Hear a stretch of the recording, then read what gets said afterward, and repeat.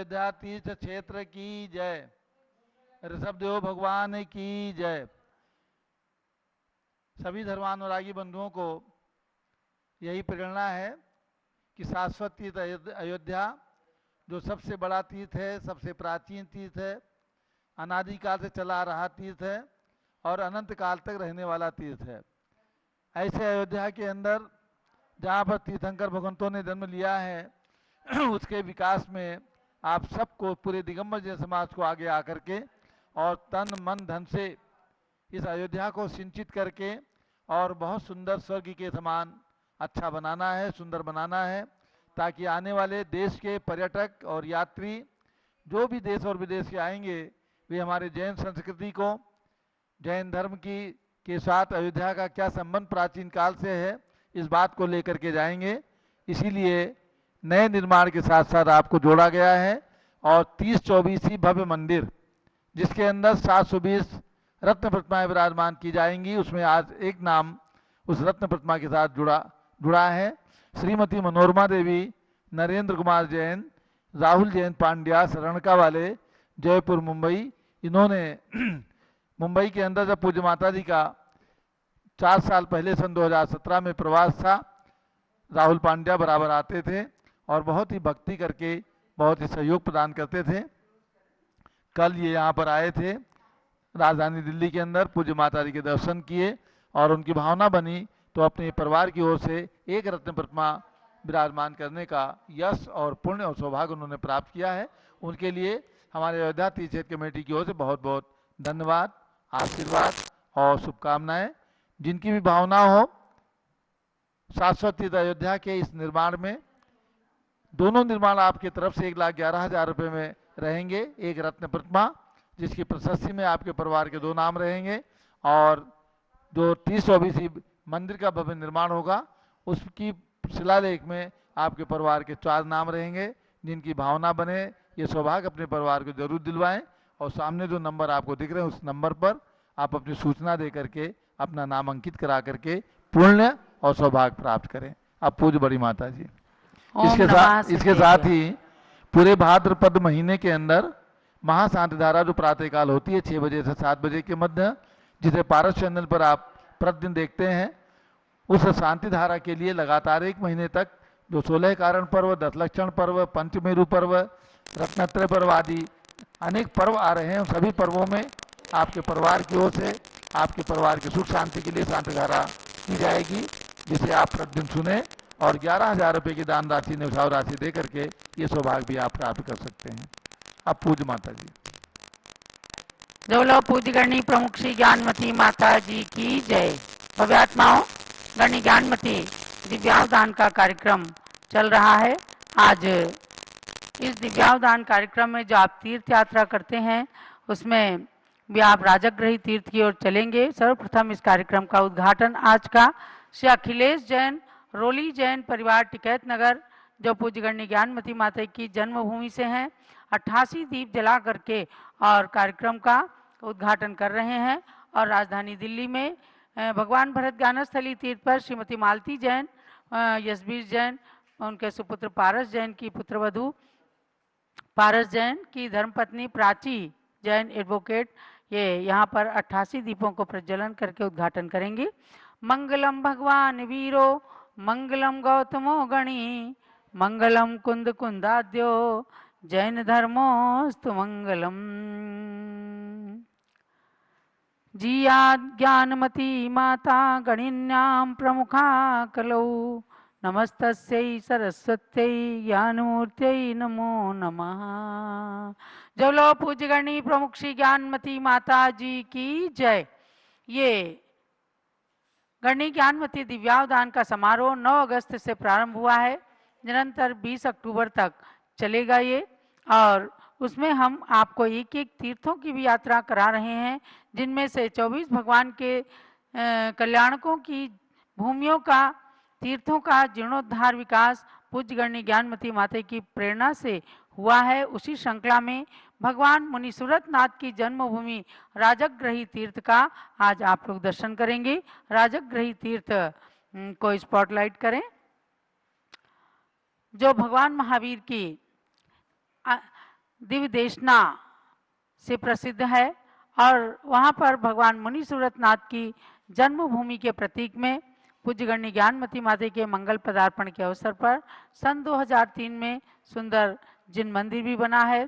वहाँ का लाल मंदिर प्रसिद्ध है और पंचशैल के नाम से राजगृही पर्वत पर पंच पहाड़ी प्रसिद्ध हैं। उनके दर्शन आप कीजिए।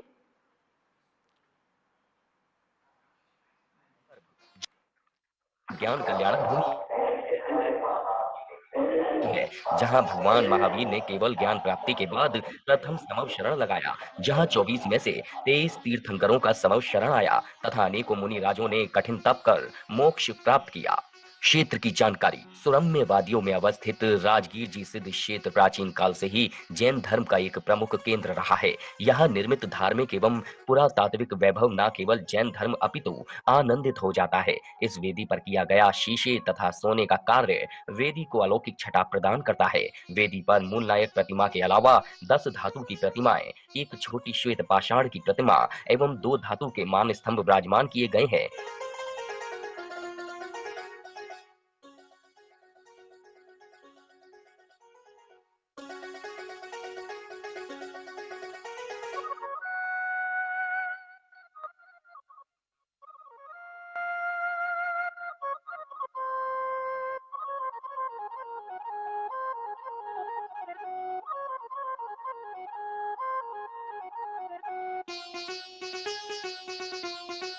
गर्भगृह की बाहरी दीवार के आलों में मां पद्मावती एवं क्षेत्रपाल जी की मूर्ति विराजमान है। इसी के साथ मूल नायक वेदी के बाईं ओर नंदीश्वर द्वीप एवं दाईं ओर पार्श्वनाथ जिनालय, साथ ही एक बड़ा पुस्तकालय भी है, जहां हजारों हस्तलिखित जैन पांडुलिपियां, जैन शास्त्र, जैन पत्र पत्रिकाओं के अलावा हस्त निर्मित चित्र, प्राचीन खंडित प्रतिमाएं तथा अन्य पदार्थ जो उत्खनन से प्राप्त हुए हैं संग्रहित हैं।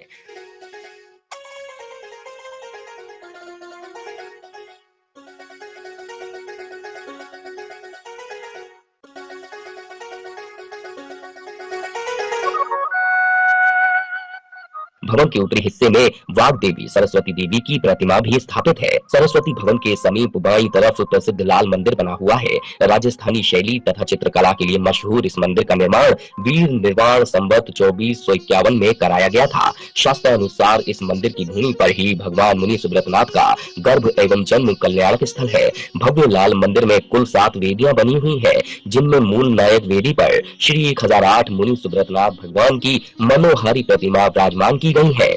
इस प्रतिमा के अतिरिक्त वेदी पर 7 पाषाण, 7 श्वेत, 2 मूंगा वर्ण, 1 श्याम वर्ण की प्रतिमाएं भी विराजमान है। वेदियों पर की गई सोने की चित्रकारी दर्शनार्थियों को बरबस ही अपनी ओर आकर्षित करती है, जिससे इसकी भव्यता देखते ही बनती है। अन्य मंदिर। लाल मंदिर परिसर में निर्मित प्रमुख मंदिरों के अलावा अन्य मंदिरों जैसे समवशरण मंदिर, कमल मंदिर तथा भगवान पार्श्वनाथ मंदिर में भी जिनेंद्र प्रभु की प्रतिमाएं विराजमान है। समवशरण मंदिर में भगवान महावीर स्वामी जी की चौमुखी प्रतिमा है। आर्यका ज्ञानमती माता जी की प्रेरणा से कमल मंदिर में काली पाषाण से निर्मित भगवान मुनि सुब्रतनाथ की भव्य खड़गासन प्रतिमा एवं गर्भ जन्म कल्याणक मंदिर में भगवान मुनि सुब्रतनाथ के 4 कल्याणक की प्राचीन चरण पादुका विराजमान है। भूतल में स्थित ये पावन मंदिर ध्यान साधना के लिए उपयुक्त स्थान माना जाता है।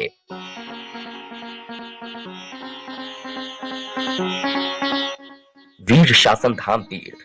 लाल मंदिर की पूर्व दिशा में नवनिर्मित वीर शासन धाम तीर्थ है, जहां भगवान महावीर स्वामी की 11 फुट ऊंची लाल वर्ण की पद्मासन प्रतिमा है। इस तीर्थ का निर्माण कार्य प्रगति पर है। पूरा मंदिर लाल तथा गुलाबी धौलपुर पत्थर से निर्मित होना है। राजगीर आने वाले तीर्थ यात्री इस प्रतिमा का दर्शन करके बहुत आनंदित हो जाते हैं।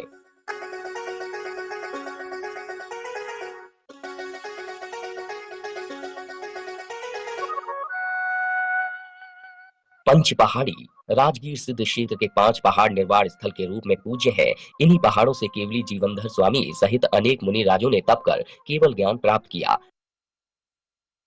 के नाम क्रमशः विपुलाचल पर्वत, रत्नगिरी, उदयगिरी, स्वर्णगिरी, एवं वैभारगिरी पर्वत है। प्रथम पहाड़ विपुलाचल पर्वत पर चढ़ने के लिए 550 सीढ़ियां बनी हुई हैं। शास्त्रों के वर्णन है कि विपुलाचल पर्वत पर भगवान महावीर स्वामी की प्रथम दिव्य देशना हुई थी। इसी कारण इस पर्वत पर एक विशाल एवं आकर्षक प्रथम देशना स्मारक का निर्माण किया गया है। समूह शरण स्थल पर निर्मित मंदिर को देखकर श्रावक स्वयं ही नतमस्तक हो जाते हैं और दर्शन करते हैं लाल रंग के पाषाण से निर्मित चतुर्मुखी भगवान महावीर स्वामी के। विपुलाचल पर्वत पर अन्य 4 अति प्राचीन मंदिर हैं।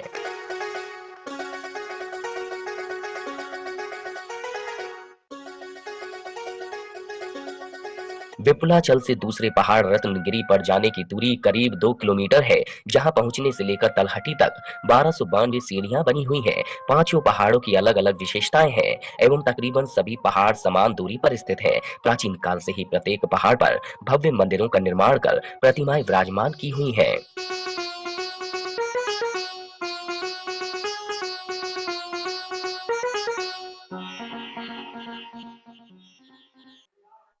जय। अर्घ चढ़ाइएगा। मुनि सुव्रत भगवान के चारों कल्याण हुए राजगृह माई अतः धरावै पावन। ले पूर्णार्घ्य सुताल श्रद्धा सहित चढ़ाऊं मन का मैल उतार तीरथ का फल पाऊं।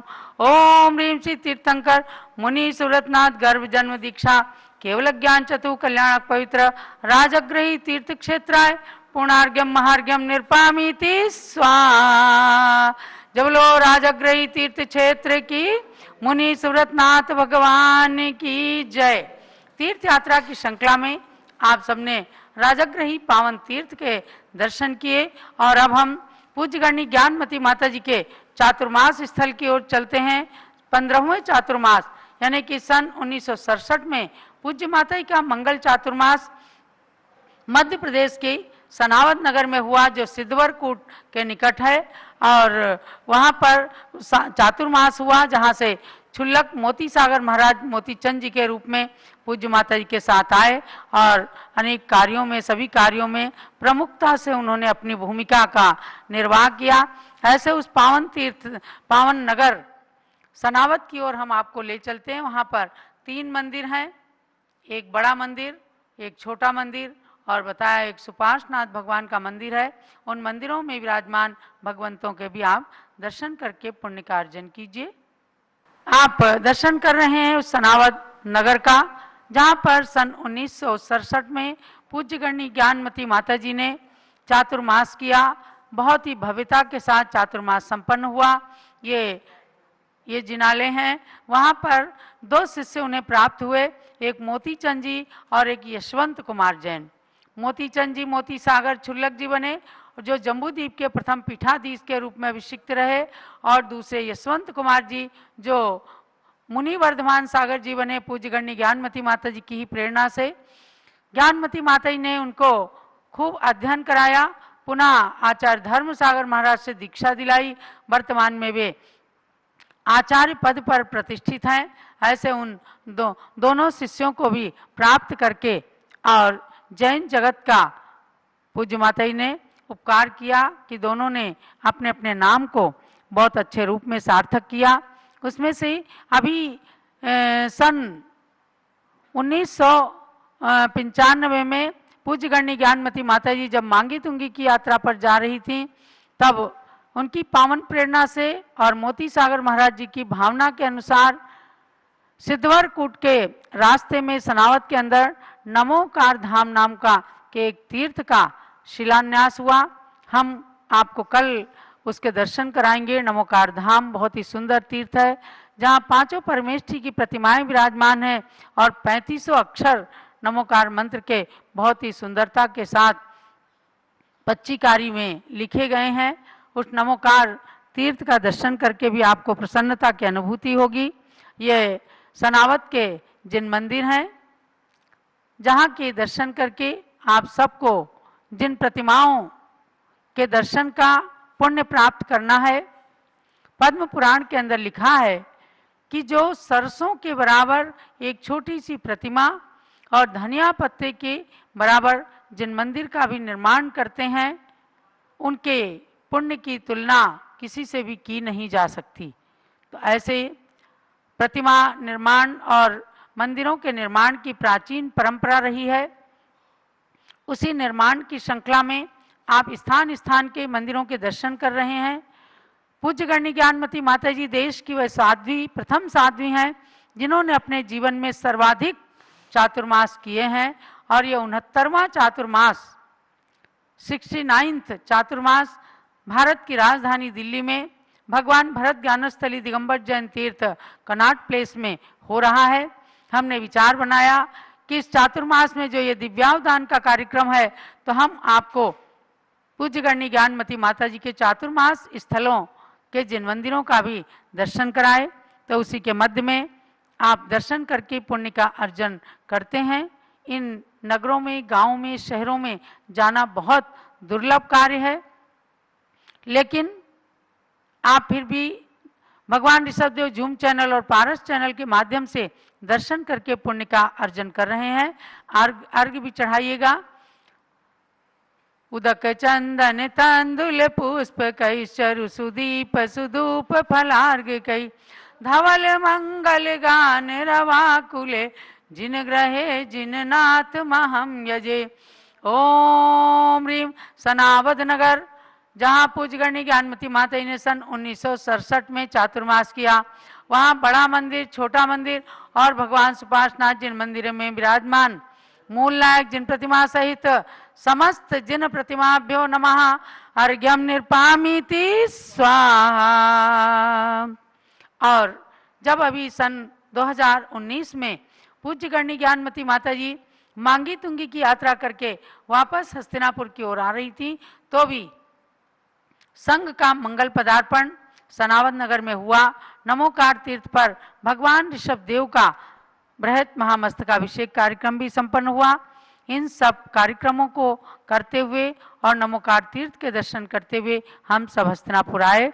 ऐसे पावन नगर जो तीर्थ का स्वरूप भी माने, वहाँ से अनेक और भी श्रावक श्राविकाओं ने दीक्षा लेकर अपने आत्म कल्याण का पथ प्रशस्त किया है। अनेक साधु संत बने हैं, तो साधुओं की भी जन्मभूमि सनावद नगरी हो गई है। ऐसी उस नगरी के जिन मंदिर और भगवंतों को नमन करते हुए अब पूज्य गणनी ज्ञानमती माता से आप सबकी ओर से प्रार्थना है कि आप जूम चैनल और पारस चैनल में उपस्थित सभी भक्तों को अपना मंगल आशीष उद्बोधन प्रदान कीजिए। पूज्य माता जी। ओम नमः सिद्धेभ्यः। अयोध्या मंगलम कुर्यात् अनंत तीर्थकर्तॄणां शाश्वती जन्मभूमिर्या प्रसिद्धा साधु विरनुता। भद्रात्मा, हम और आप भावों से राजगृही पहुँचे और जहाँ मुंसुरत भगवान के गर्भ, जन्म, दीक्षा और केवल ज्ञान 4 कल्याणक हैं, ऐसे चारों कल्याणक से पवित्र राजगिरी की वंदना करें।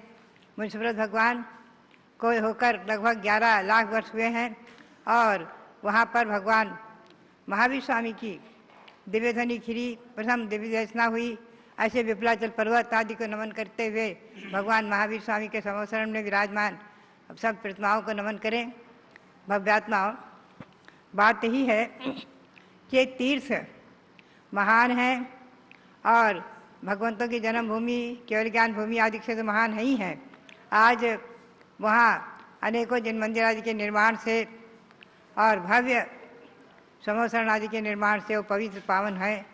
ऐसे तीर्थों की वंदना करते हुए सनावद ने जो भगवान विराजमान सबकी वंदना करते हुए हम आपको आज ले चलें।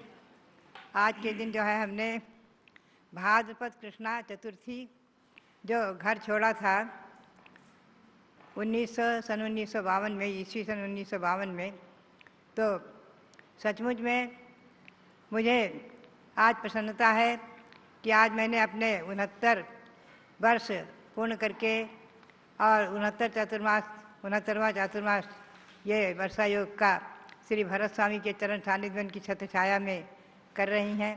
बात यही है कि कोई पूर्व जन्म के संस्कार ही होंगे और पद्मनंदी पंचमी शतिका आदि ग्रंथों का स्वाध्याय, धार्मिक ग्रंथों का स्वाध्याय और माँ मोहिनी ने जो दिए संस्कार, जो धर्मरूपी अमृत को पिलाया, उसी के फल स्वरूप मैंने अपनी इस छोटी सी वय में भी उस समय जो सन 1934 का मेरा जन्म था, और जब हमने घर छोड़ा है तो हालांकि उस समय बाराबंकी पहुंची हूँ।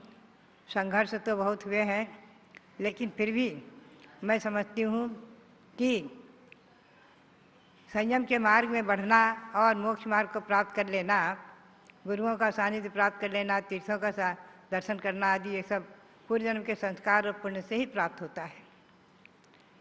मैंने अपने मानव जीवन में संयम निधि प्राप्त की और आरिका के अपने सर्वोच्च पद को भी संयम को भी 28 मूल गुणों को भी प्राप्त किया। आचार्य श्री शांतार महाराज के दर्शन, आचार्य श्री वीरसा जी महाराज के दर्शन आदि करके और संघों में रह करके बहुत कुछ पाया है। तो भव्यात्माओं, उसी में से मैं कुछ कण अपने अनुभव के भी और जिनवाणी से भी प्राप्त कण आपको सुनाती रहती हूँ।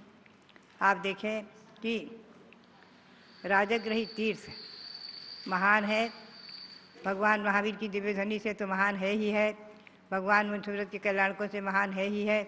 और आज जो है वो अनेकों महापुरुषों के पवित्र सल्लेखना आदि और उनके निर्वाण भूमि आदि को से भी पवित्र है। विचार करके देखा जाए तो भगवान महावीर का समोषण अधिकतम राजगृही विप्लाचल पर्वत पर रहा है। और राजगृही के राजा श्रेणिक ने, महारानी चेलना ने, जो भगवान राजा श्रेणिक ने मुख्य श्रोता बनकर जो भगवान महावीर के समोषण में 60,000 आदि प्रश्न करके जो कुछ प्राप्त किया, आधुनिक का अंश अंश जिनवाणी के रूप में गौतम स्वामी जी ने जो कुछ दिया हमें, जब मैं सन 1902-3 में वहाँ कुंडलपुर में चौमासा किया है। कुंडलपुर भगवान महावीर की जन्मभूमि में ईस्वी सन 2003 और 4 के चातुर्मास हमारे 2 संपन्न हुए। तो मैं प्रायः राजगृही हर महीने जाकर दर्शन करती थी। राजगृही वहाँ से हमने खुला रखा था, राजगृह पावपुरी दर्शन करने जाती आती रहती थी। भव्यात्माओं, राजगृही, कुंडलपुर और वहाँ पास में है गुनावा, गौतम स्वामी की निर्वाण भूमि, और ये पास में तीर्थ जो हैं ये त्रिवेणी के रूप में हमें जो प्राप्त हुए। और हमने वहाँ प्रेरणा भी दी कि भगवान मुंसुरत की जन्मभूमि के निमित्त से मुंसुरत भगवान विराजमान हो। 11 फुट के मुंसुरत भगवान भी विराजमान हुए। भव्य छोटा सा मंदिर बना है, समोषण की रचना भव्य है। तो बात यही है कि ये तीर्थ जो है हमारे लिए देखा जाए तो आत्मा को पवित्र और पावन करने वाले धर्म तीर्थ हैं। और आज मुझे प्रसन्नता है कि मेरी जन्मदात्री माँ ने जो मुझे कुछ सहयोग दिया, घर से निकलकर आकर जो त्याग मार्ग में प्रवृत्ति करने में, शरद पूर्णिमा के दिन जो उस समय मुझे थोड़ा सा उन्होंने वो जरूर अवश्य निमित्त बनी सहयोग दिया कि जब आचार्य अतिक, मैंने आपको बताया कि जब आश्विन शुक्ला चतुर्दशी को आचार्य श्री का केशव चौराहा था बाराबंकी में, मैं यद्यपि माँ से कहकर आई थी, चतुर्थी को आज के दिन कहकर गई थी कि मैं शाम को वापस आ जाऊंगी, किंतु नहीं आई, गई थी घर वापस और वहीं बाराबंकी रह गई थी। तो जब चतुर्दशी के दिन मैंने भी केशव अपना करना प्रारंभ किया तो उस समय लोगों में जो हड़कंप और हल्ला गुल्ला मचा, शोरगुल हुआ, विरोध हुआ, किंतु मैंने भगवान चंद्र प्रभु के शरण लेकर के और प्रतिज्ञा कर ली थी कि मैं आज के दिन अब गृह त्याग करके संयम ग्रहण करके ही रहूँगी। और भगवान पार्श्वनाथ से भी प्रार्थना करके ही गई थी कि भगवान मैं संयम ग्रहण करके पिछका ग्रहण करके ही आऊँ। मेरी भावनाएं सफल हुई। तो ये भगवान टिकैत नगर के पार्श्वनाथ भगवान, बाराबंकी के चंदापुर भगवान, ये मेरे लिए बहुत अतिशयकारी महान हुए हैं। और भगवंतों की भक्ति हमारे जीवन में बहुत बड़ी शक्ति रही है, अमोघ शक्ति रही है। भक्ति के बल पर मैंने सब कुछ पाया है। और आज मुझे गौरव है कि जिस बालिका को प्रसूति गृह में माँ को छोड़ करके जो बालिका जन्मी थी, कुमारी मालती, आज जो है वो दिल्ली में आज अभी यहाँ दीप प्रज्वलित कर रही थी। तो मुझे वो संस्मरण याद आ गया कि इनको मैं 24 दिन की छोड़ कर आई थी और माँ को आश्वस्त करके आई थी मैं शाम को वापस आ जाऊँगी। किंतु भगवान पार्श्वनाथ के सामने मैंने प्रार्थना की थी, भगवान मैं अब संयम ग्रहण करके पिचका लेकर ही आपके दर्शन करने आऊँ। तो जरा सा झूठ भी बोला था, भावना तो यही थी कि मैं आऊँगी नहीं वापस, और गई नहीं। और भगवान पार्श्वनाथ ने मेरी प्रार्थना पूर्ण की, मेरी मनोकामना सफल किया। और आज जो है मालती यहाँ पर अपनी पुत्र वधू प्राची को लेकर के बैठी हैं। तो उनके भी धार्मिक जो संस्कार हैं, बचपन से जो माँ से उन्होंने संस्कार पाए, और जो आज उनकी पुत्र वधू में भी धार्मिक संस्कार, पुत्र में धार्मिक संस्कार, पूरे परिवार में उनके पति में धार्मिक संस्कार हैं, तो अच्छा लगता है कि रत्नवती माता जी के जो उन्होंने अपने दूध के साथ जो अमृत पिलाया, धर्म रूपी अमृत सब संतान को पिलाया है। आज हमें इस बात का गौरव है कि उन्होंने अंत में आर्यिका दीक्षा लेकर के और लगभग 13 वर्ष आर्यिका जीवन में रह करके और संयम का निराबाद पालन करते हुए और हस्तिनापुर में नश्वर शरीर को छोड़ा है। जब सुमेरु का पंचकल्याण प्रतिष्ठा महोत्सव संपन्न हुआ, बहुत ही प्रसन्नतापूर्वक उन्होंने सुमेरु की अनेकों वंदनाएं की हैं। खूब पहाड़ पर सुमेरु की इतनी सीढ़ियों को पार करके, 134 सीढ़ियों को पार करके ऊपर पहुंचकर दर्शना करती थी और सुमेरु की वंदना आदि करके बहुत मन प्रसन्न उनका होता था। दिल्ली में राजधानी में जब हमारे साथ आई हैं सन 1972 में और 85 में उन्होंने उनका शरीर छूटा है हस्तिनापुर में, और सन 1971 में जब उन्होंने दीक्षा ली है तो अजमेर में दीक्षा उनकी हुई है, आर्यिका दीक्षा। और उन्होंने जो आर्यिका दीक्षा लेकर के अपने जीवन को महान बनाया। आज हमें इस जूम के माध्यम से सुभाष चंद्र भी दिख रहे हैं। इन लोगों ने उस समय बहुत विरोध किया था और प्रकाश चंद्र ने तो यहाँ तक कह दिया था कि हम दीक्षा लेने के बाद भी दीक्षा आप दे दोगे, मैं उठाकर घर ले जाऊँगा। तो आचार्य धर्मशाला जी महाराज कुछ चिंतित से हो गए थे और पूछा, बताइए माँ मोहिनी जी, क्या आप क्या सोच रही, क्या करेंगे, ये सब क्या कह रहे हैं, आपके बेटे विरोध कर रहे हैं सब। तो बोली कि महाराज जी मैं इनसे कि ये मुझसे, इतना ही शब्द उन्होंने कहा, महाराज जी ये मुझसे है कि मैं इनसे हूँ। यानी इतनी उनकी दृढ़ता देकर उनके शब्द को सुनकर आचार्य महाराज मुस्कुराए और उनकी दीक्षा, बहुत भव्य दीक्षा, सरसेठ भागचंद जी सोनी उसमें अग्रणी थे, सब काम में आगे थे और उन्हें हमारी जन्मदात्री माँ को अपनी धर्म बहन मानते थे और बहुत ही प्रभावनापूर्वक उसे अजमेर में सन 1971 में उनकी आर्यिका दीक्षा हुई है और उन्होंने निराबाद संयम पालन किया है। तो बात यही है कि जिसे जन्मदात्री माँ ने 13 संतान जन्म देकर के और उनको धार्मिक संस्कार देकर के लालन पालन करके और पुनः आर्यिका दीक्षा लेकर अपने मानव जीवन को संयम से विभूषित किया, सचमुच में उनके पूर्व जन्म के संस्कार रहे होंगे। उन्होंने भी अपने माता पिता से धार्मिक संस्कार खूब पाए थे और दहेज में पद्मनंदी पंचविंशति का ग्रंथ पाया था। वही ग्रंथ मेरे जीवन में भी बहुत बड़ा अवलंबन बना है, पद्मनंदी पंचविंशति का ग्रंथ। मैं तो आज सबको प्रेरणा दूंगी कि आप सभी लोग पद्मनंदी पंचविंशति का ग्रंथ का स्वाध्याय अवश्य करें।